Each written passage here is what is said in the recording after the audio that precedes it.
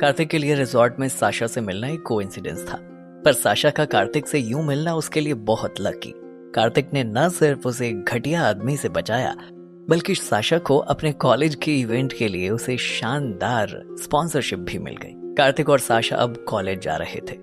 Sasha ने कार्तिक के साथ बुगाटी में बैठते ही पूछा, मुझे एक बात समझ नहीं आई कार्तिक, उस रिजॉर्ट के सीईओ ने तुम्हारे कहते ही पल भर में मुझे इतनी बड़ी स्पॉन्सरशिप दे दी, तुम्हारा दोस्त है क्या वो? कार्तिक जोर से हंस दिया और बोला, दोस्त नहीं, एम्प्लॉय है, ये रिजॉर्ट मेरा ही है। साशा का मुंह खुला का खुला रह गया। क्या बात कर रहे हो? दिल्ली एनसीआर का सबसे रॉयल रिजॉर्ट है यार, इसे देखने का लालच तो मैं भी नहीं छोड़ पाई, तभी तो उस आदमी के बुलावे पर मैं यहाँ आ गई। सोचा कि इस बहाने रिजॉर्ट भी देख लूंगी। तुम इस रिजॉर्ट के ऑनर हो? कार्तिक हंसते हुए बोला, तुम्हें अब भी कोई डाउट है क्या? मेरी एक इंस्ट्रक्शन पर उसने तुम्हें 30 लाख का एग्रीमेंट दे दिया, और अब से यहाँ आने के लिए तुम्हें किसी के इनविटेशन का इंतजार करने की जरूरत नहीं है। तुम दोस्त हो मेरी, कभी भी यहाँ आ सकती हो। कार्तिक के इतने स्वीट जेस्चर पर साशा बहुत इमोशनल हो गई। थोड़ी देर चुप्पी के बाद उसने कहा, मुझे तो ऐसा लग रहा है कि जैसे कोई सपना चल रहा है। तुम अचानक से इतने अमीर कैसे हो गए? मुझे ना सब फेरीटेल जैसा लग रहा है कार्तिक। अच्छा मुझे ये बताओ कि क्या तुम एनवायरमेंटल कैंप में हमारे साथ चलना चाहोगे? कार्तिक ने कहा, हाँ क्यों नहीं, वैसे भी इन छुट्टियों में मेरे पास करने के लिए कुछ खास है नहीं, मुझे भी एक एक्सपीरियंस हो जाएगा। तुम डिटेल्स भेज देना प्रोग्राम की। साशा ने खुश होते हुए कहा, हाँ भेज दूंगी, आई एम श्योर तुम्हें बहुत मजा आएगा। फिर वो इधर उधर की बातें करते हुए हॉस्टल पहुंच गए। कार्तिक ने उसे गर्ल्स हॉस्टल उतारा और अपने हॉस्टल की तरफ बढ़ गया। कार्तिक ने जैसे ही अपने कमरे में एंटर किया, कोई जोर से उसके ऊपर कूदा। रिफ्लेक्स एक्शन में कार्तिक ने उसे पीछे धक्का दिया। नील कहराता हुआ जमीन पर गिर गया और बोला, अबे पागल है क्या, कमर तोड़ दी? मैं तो तुझे सरप्राइज हक दे रहा था। कार्तिक जो एकदम से हक्का बक्का रह गया था अब हंस पड़ा। उसने प्यार से नील को डांटते हुए कहा, अबे ये हक करना होता है, साले डरा दिया तूने। कमरे में वो दोनों दोस्त भी थे जो उस दिन शंग्रीला में गए थे। उनमें से एक बोला, यार हमें तो तू अपना चेला बना ले, हमने उस फैशन कंपटीशन इवेंट का लाइव टेलीकास्ट देखा था, you were damn good boss. सबकी फाड़ रखी थी तूने तो। कार्तिक के दूसरे दोस्त ने भी उठकर कार्तिक की तरफ पीठ की और आगे झुककर अपनी पैंट नीचे करके 3 इडियट का सीन रिपीट करते हुए कहा, तुसी ग्रेट हो जहांपना। उसकी इस हरकत से कमरे में हंसी की फुलझड़ियां छूटने लगी। सब खिलखिलाकर हंस दिए। नील ने कार्तिक को कहा, अभी मैंने खिड़की से देखा तूने साशा को गर्ल्स हॉस्टल के सामने उतारा, कहाँ मिल गई थी वो तुझे? कार्तिक मुस्कुरा दिया। उसे पता था कि नील साशा को बहुत पसंद करता है, इसलिए उसने उसे सब कुछ सही बता दिया। कैसे वो रिजॉर्ट में मिली, वहां क्या हुआ और फिर उसे अपने साथ कैसे ले आया। नील ने खुश होकर कार्तिक को एक बार फिर से गले लगा लिया। तभी कार्तिक का दूसरा दोस्त बोला, यार कार्तिक, ट्रॉफी जीतने के बाद तूने और कियारा ने कमाल का रोमियो जूलियट सीन क्रिएट किया था भाई स्टेज पे। कार्तिक एक पल के लिए चौंका, फिर उसे याद आया कि वो उस किस की बात कर रहा है जो ट्रॉफी जीतने के बाद कियारा ने उसे दी थी। कार्तिक मुस्कुरा दिया और कुछ नहीं बोला। वो दोस्त फिर से बोला, यार तेरे को तो लड़की मिल गई, अब हमारी भी सेटिंग करा दे ब्रो। इस पर उसका दूसरा दोस्त बोलता है, अबे तू इतने बड़े रिजॉर्ट का मालिक है, वहां तो इतनी सारी लड़कियां काम करती है, कॉलेज की ना से अपनी किसी एम्प्लॉय से हमारी सेटिंग करवा दे। कार्तिक ने उसे तेज डांटते हुए कहा, बेहुदा बात मत कर, मैं ऐसा कुछ भी नहीं करूंगा, मेरे एम्प्लॉयज मेरी रिस्पॉन्सिबिलिटी है। कार्तिक का दोस्त समझ गया कि कार्तिक अब सिर्फ उनका दोस्त नहीं रह गया है, वो बहुत बड़े एम्पायर का मालिक भी है। कार्तिक का गुस्सा देख वो सहम कर चुप हो गया। माहौल को सीरियस होता देख नील एकदम से बोला, यार जब कंपटीशन चल रहा था एक बार तो हम सब डर ही गए थे, लगा कि सब कुछ तुम्हारे हाथ से निकल गया, पर फिर उसके बाद जो तमाशा होना शुरू हुआ, कसम खुदा की मजा ही आ गया। काश उस वक्त हम लोग भी वहां होते, रोशन की हालत सामने से देखने में बड़ा मजा आता। कार्तिक ने मुस्कुराते हुए अपने दोस्तों से कहा, अभी लंच टाइम के बाद की क्लासेस बाकी हैं, चलो क्लास भी अटेंड कर लेते हैं भाई। जमाना हो गया क्लास की शक्ल देखे। नील ने कार्तिक की तरफ देखकर कहा, तुझे क्या करना है अब क्लास अटेंड करके, तुझे तो घर बैठे डिग्री मिल जाएगी, स्यापा तो हमारा है। कार्तिक ने नील की बात पर रिएक्ट नहीं किया, क्योंकि बात तो उसकी सच ही थी। डिग्री के लिए उसे अब क्लास अटेंड करने की जरूरत क्या थी, पर वो बहुत सारी क्लासेस स्किप कर चुका था। वो कॉलेज डिग्री के लिए नहीं आ रहा था, वो सच में पढ़ना और सीखना चाहता था। कार्तिक ने उसकी बात को इग्नोर करते हुए किताब हाथ में उठाई और कहा, चलो यार अब चलें, उसके बाद वो चारों कॉलेज की क्लासरूम की तरफ बढ़ गए। जिस क्लास में इतना शोर मच रहा था, कार्तिक के एंटर करते ही एक पल में पिन ड्रॉप साइलेंट हो गया। कार्तिक के कॉलेज में बुगाटी लाने के बाद अब पूरा कॉलेज जानता था कि कार्तिक बिलियनियर बन चुका है। सारे स्टूडेंट्स के बीच में खुसर पुसर शुरू हो गई। एक लड़का बोला, तूने वो फैशन कंपटीशन का लाइव टेलीकास्ट देखा था? Man I am telling you, इसने उस रोशन की धज्जियां उड़ा दी थी।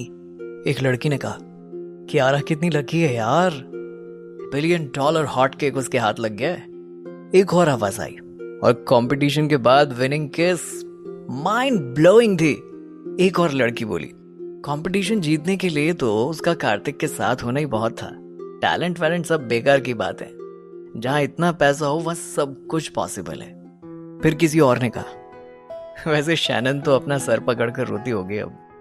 कार्तिक उसको कितने अच्छे से ट्रीट करता था, कितना मानता था, पर उसने जो कार्तिक के साथ किया उसके बाद वो खुद भी कहीं की नहीं रही। इतने दिन से तो कॉलेज भी नहीं आई है। सारे लड़के लड़कियां कार्तिक की लव लाइफ और उसकी रईसी के बारे में बात कर रहे थे। जैसे ही कार्तिक क्लास में सीट की तरफ बढ़ा, एक लड़की ने उसे फौरन कहा, कार्तिक मेरे पास बैठो ना, मैंने ये सीट स्पेशली तुम्हारे लिए खाली रखी है। कार्तिक कुछ रिएक्ट करता, इतने में दूसरी लड़की बोली, अरे आज मैं घर से खुद खाना बनाकर लाई हूं तुम्हारे लिए कार्तिक, तुम मेरे पास बैठो। तीसरी ने कहा, क्या इन फालतू लड़कियों को मुंह लगा रहे हो? तुम्हारे पास तो मेरे जैसी सेक्सी लड़की सूट करती है कार्तिक। सारी क्लास हैरान होकर इन लड़कियों को देख रही थी कि जब कार्तिक गरीब था इनमें से कोई उससे हेलो तक नहीं करती थी, और आज इस तरह चिपक रही थी जैसे शहद पर मधुमक्खियां। कार्तिक ने उन सबको इग्नोर किया और क्लास में सबसे पीछे वाली सीट पर नील के साथ जाकर बैठ गया। 1 मिनट के बाद क्लास शुरू होने की बेल बजी, लेकिन प्रोफेसर की बजाय प्रिंसिपल सर क्लास में आए। उन्होंने आते ही अनाउंसमेंट की, आपकी क्लास में एक न्यू एडमिशन आया है, स्पेशल केस है इसलिए मिड टर्म में लिया गया है। मैं खुद आप लोगों से उसका इंट्रोडक्शन कराने आया हूं। उनके ये कहते ही क्लास में एक लड़की ने एंटर किया। सबकी आंखें हैरानी से बाहर को निकल आई और मुंह खुले के खुले रह गए। वो लड़की ड्रॉप डेड गॉर्जियस थी, जैसे सचमुच की लड़की नहीं किसी आर्टिस्ट की बनाई हुई परफेक्ट क्रिएशन हो। उसकी स्किन का कलर सफेद मोती जैसा चमकीला था, बाल कमर से भी नीचे तक लंबे और पोनी में बंधे थे, बड़ी बड़ी आंखें हिरनी जैसी, और आईब्रोज तो बिल्कुल जैसे तीर कमान। वो लड़की इतनी खूबसूरत थी कि जितनी भी तारीफ की जाती कम ही था। क्लास में फिर एक बार जबरदस्त हलचल मच गई। दरअसल इतनी सुंदर लड़की आज तक किसी ने देखी ही नहीं थी, पर वो जितनी सुंदर थी उसका चेहरा उतना ही एक्सप्रेशन लेस था, जैसे उसके अंदर कोई इमोशंस ही ना हो। प्रिंसिपल सर ने उसकी तरफ देखकर कहा, इंट्रोड्यूस योरसेल्फ। वो एक स्टेप आगे बढ़ी। उसने चुस्त सफेद शर्ट और काली पैंट पहन रखी थी, बहुत ही स्टनिंग लग रही थी, पर उसकी आवाज बिल्कुल ठंडी थी। उसने कहा, hello everyone, my name is Maggie Fernandes. उसका नाम सुनते ही पूरी क्लास में हंसी की लहर दौड़ गई। मैगी 2 मिनट्स नूडल, मैगी को पकाना सबसे आसान, और भी बहुत से स्लैंग्स पीछे से उस पर उछाले जाने लगे, और उसके चेहरे पर एक्सप्रेशन जरा भी नहीं बदले। प्रिंसिपल सर ने पूरी क्लास को डांटते हुए कहा, behave yourself and make her comfortable. ये आप लोगों की नई क्लासमेट है, इसके साथ फ्रेंडली बिहेव कीजिए। ये कहकर प्रिंसिपल सर ने मैगी को कहा कि वो जाकर अपनी सीट ले, और क्लास के बाहर निकल गए। जब मैगी सीट की तरफ बढ़ने लगी तो क्लास के सारे लड़कों में होड़ मच गई। हर कोई उसको सीट ऑफर कर रहा था। एक दूसरे को धक्का देते हुए वो आपस में लड़ रहे थे। सब में कंपटीशन चल रहा था मैगी को इम्प्रेस करने का, पर वो एक एक करके सबको इग्नोर करते हुए आगे बढ़ती चली गई। उसको पीछे की सीटों की तरफ आता देख कार्तिक के दोनों दोस्तों में एक्साइटमेंट बढ़ गई। वो दोनों भी एक दूसरे को धक्का देने लगे कि ये मेरे पास बैठेगी, नहीं ये मेरे पास बैठेगी। मैगी उन दोनों को भी अवॉइड करके नील और कार्तिक की तरफ बढ़ गई। सबको लगा कि शायद अब वो नील के पास बैठ जाएगी, क्योंकि वही पहले बैठा था, पर मैगी ने नील को बहुत रूडली कहा, आप यहां से उठकर वहां बैठ जाइए, मुझे इसी सीट पर बैठना है। नील उसकी कमांडिंग टोन पर हैरान रह गया। नील उससे कहना चाहता था, इस तरह ऑर्डर चलाने वाली होती कौन हो, गेट लॉस्ट, पर वो इतनी ज्यादा खूबसूरत थी कि नील भी कुछ गलत नहीं बोल सका। वो चुपचाप वहां से उठ गया। उस लड़की के नील से इस तरह बात करने पर कार्तिक को भी तेज गुस्सा आया। कार्तिक के लिए उसकी खूबसूरती ऐसी कोई मायने नहीं रखती थी कि वो नील की इंसल्ट बर्दाश्त कर लेता। पर कार्तिक इस बात से हैरान था कि सारी क्लास को छोड़कर आखिर वो उसी के पास क्यों बैठना चाहती है।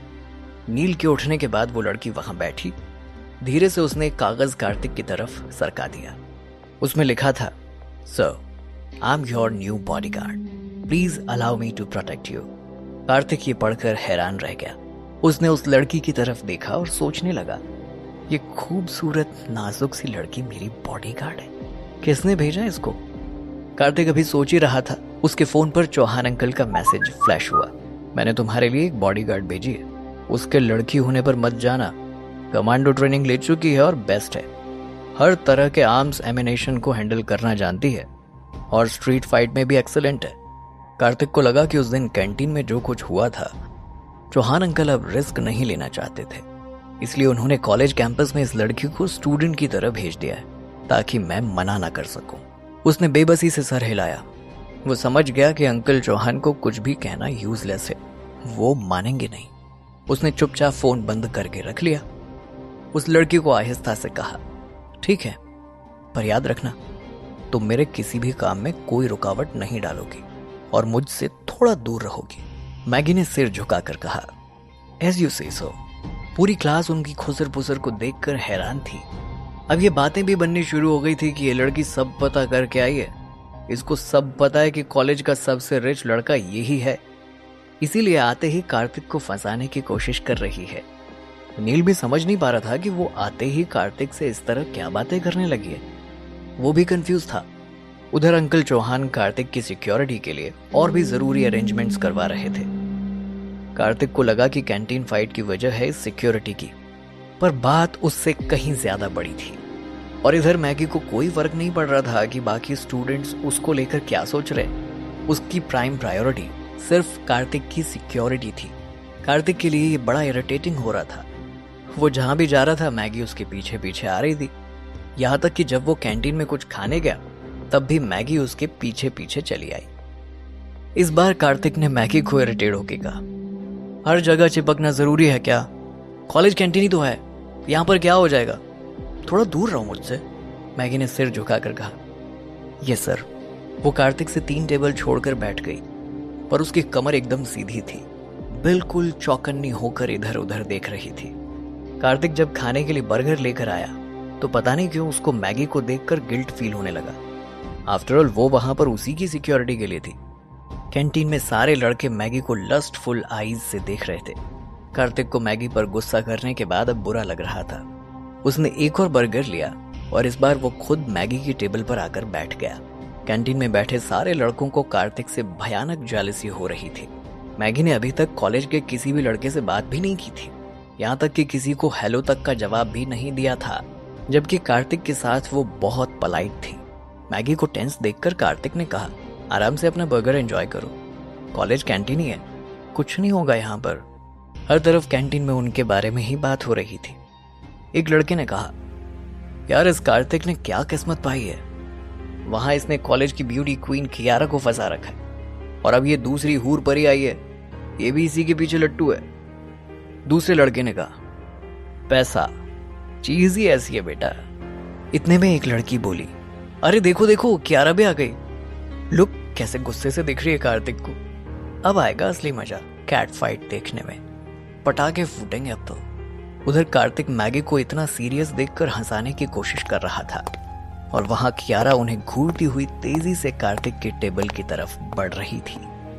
आगे की कहानी जानने के लिए सुनते रहिए 0 to Hero सिर्फ पॉकेट FM पर।